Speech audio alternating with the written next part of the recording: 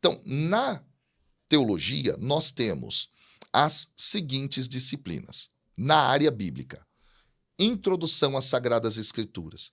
O que se trabalha na introdução às Sagradas Escrituras? Quantos livros a Bíblia tem, as línguas da Bíblia, as traduções, os tipos de tradução, os documentos da igreja relacionados à leitura e interpretação das Escrituras. Daí vai.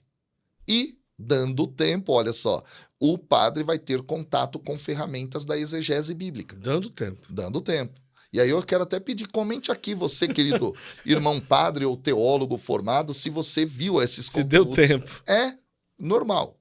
Então ali você vai ter introdução às escrituras. Vai ter uma ideia, não é, da história da Bíblia geral, dos livros que a compõem, por que a Bíblia é organizada desse jeito e não de outro, critérios de interpretação.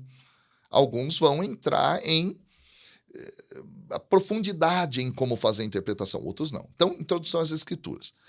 Aí nós temos, ainda em caráter introdutório, hebraico e grego, tirando o latim, né? Porque o latim não é língua bíblica. O latim é uma língua muito importante, mas não é língua dos originais da escritura. Então, na área bíblica, grego e hebraico. Um semestre para o grego, um semestre para o hebraico.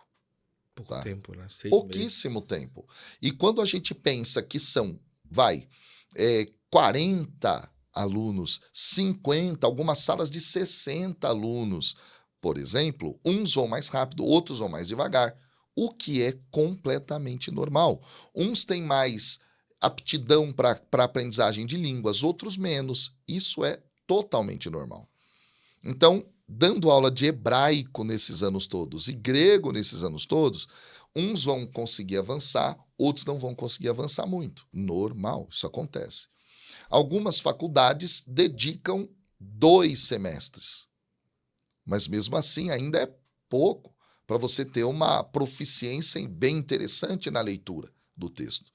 E aí uma coisa é você aprender a identificar aqueles sinais e pronunciá-los apenas, outra coisa é você, além de pronunciá-los, fazer as traduções. Outra coisa é fazer tradução mínima, verbete a verbete, outra coisa é você fazer análise sintática.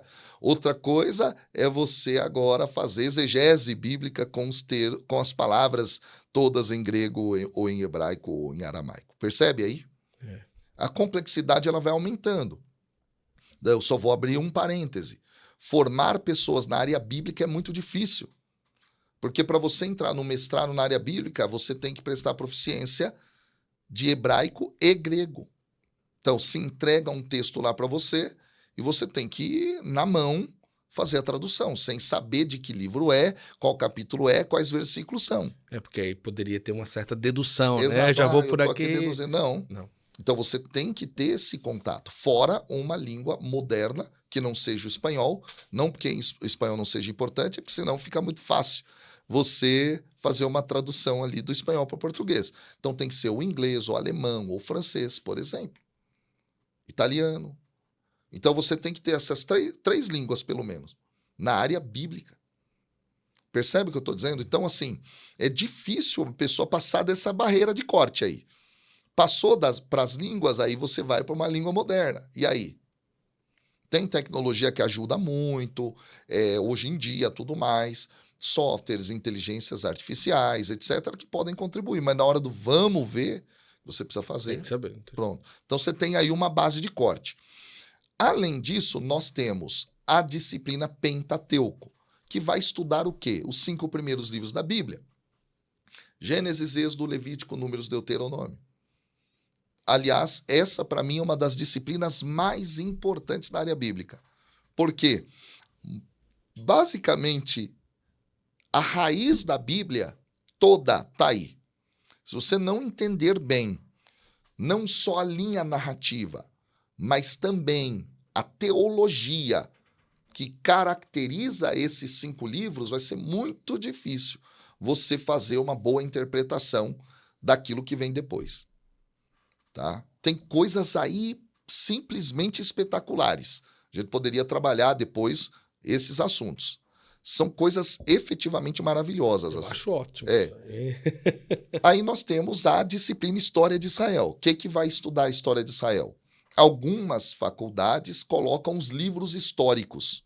Josué, Juízes, Ruth, Samuel, Reis, Crônicas, e daí vai. Tá? Primeiro e segundo Macabeus, por exemplo, vai pegar esse conjunto de livros para estudar.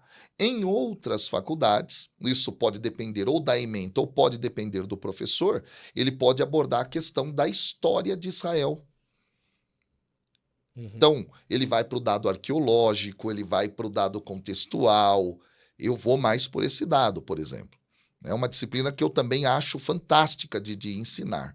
Muito densa, muito profunda, mas você pega todo o conjunto da obra, Bíblia, e entende cada contexto histórico por trás disso para você fazer as interpretações dos textos. Exemplo, quando viveu Ezequiel? Ezequiel vive a partir do momento que o povo de Judá foi invadido pelos babilônios e fez o processo do exílio. Tá, mas Ezequiel era o quê? Ele era um sacerdote do templo. Como é que era o templo daquela época? Ele foi tirado dali, foi levado para onde? Foi levado para a Babilônia. Como é que era na Babilônia? Você estuda tudo isso que está por trás daquilo que Ezequiel, por exemplo, viveu e disse.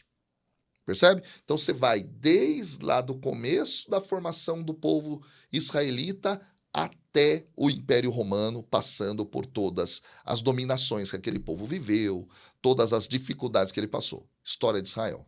Muito importante disciplina. Depois nós temos livros sapienciais, onde nós vamos estudar os livros poéticos da Bíblia.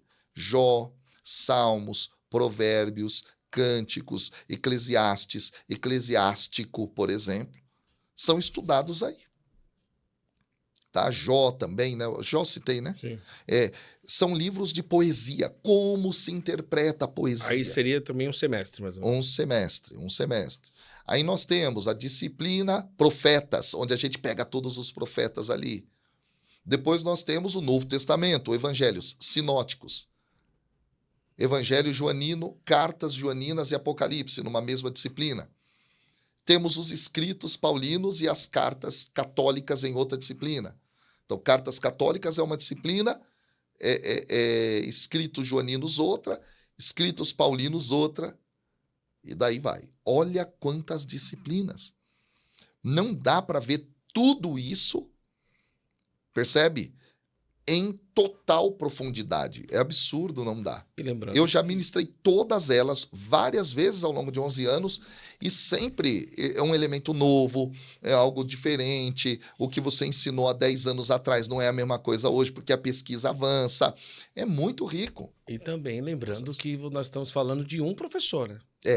Porque nós temos Porque vários não significa professores. que nesses 6 meses ele vai estudar só isso. Não, porque também... Exatamente, tem várias outras disciplinas. E aí, Guto, é interessante, porque um professor tem uma linha, outro professor tem outra linha. E aí, o que eu mais escuto dos meus amigos padres que estudam comigo até hoje, ok? Já, portanto, formados, é o seguinte: eu não consigo conectar todas as informações. Aí eu vou. Agora, lembra que você perguntou, mas quais outras demandas, quais outras coisas? Uma das demandas que os nossos irmãos padres têm, não só eles, mas teólogos leigos que estudaram teologia, no campo bíblico é ter essa visão macro da coisa, que ele não tem, porque é picado. É uma disciplina assim, aquele ponto que liga tudo. Às vezes ele não tem. Aí eles dizem, puxa, igual eu fui dar uma reciclagem dessas para uma diocese, os padres falaram, meu Deus do céu, não aprendi isso na faculdade. É que eu sou um pouco low profile aí nas minhas redes sociais, eu não posto muitas coisas que eu tô fazendo por aí, né? E às vezes também eu acho que às vezes é um pouco deselegante da minha parte mostrar, o padre tá estudando aqui. Não é legal. Né? Porque às vezes o fiel não tem um discernimento, né? Muito grande, assim, de como lidar com isso, né? Com lacunas que os padres têm, é normal, né? Acham, tá vendo? É sabichão, mas não é. Não é isso, gente. Todo mundo tem o que estudar. né? Você que é fiel, que está ouvindo aqui agora, entenda que é normal isso. E se alegre, se E o se seu padre está alegre, querendo estudar. Claro, e tal. Mas muitos dizem, meu Deus, essa visão eu não tinha. Não tinha por quê? Porque eu não conseguia conectar tudo num arco teológico de começo a final, percebe? Então é muito interessante isso. Eu fui dar uma pós-graduação agora para mais de 80 padres, ok? Formadores de seminário e congregações. Olha. Só lideranças. Você precisa ver o que eles conversavam comigo nos intervalos ali. Meu Deus, isso eu não lembrava. Puxa, como isso é importante. Nossa, como... Gente do Brasil e de outros países. Olha só. Percebe? É um exemplo para dizer, até mesmo entre os padres que estão em processos formativos, sempre tem algo a mais para ser estudado. E no âmbito bíblico, eu vou dizer, é eterno, cara. É eterno. A palavra de Deus é inesgotável nas Sagradas Escrituras. Gostou desse corte do nosso podcast Sacristia? Olha só, primeiro, inscreva-se no canal do Santo Flow e aqui, olha, 2 cards que vão te levar também para outros cortes desse podcast maravilhoso aqui, o Sacristia. Tantos convidados já passaram por aqui, ó. Clica aqui, aproveita, vai lá.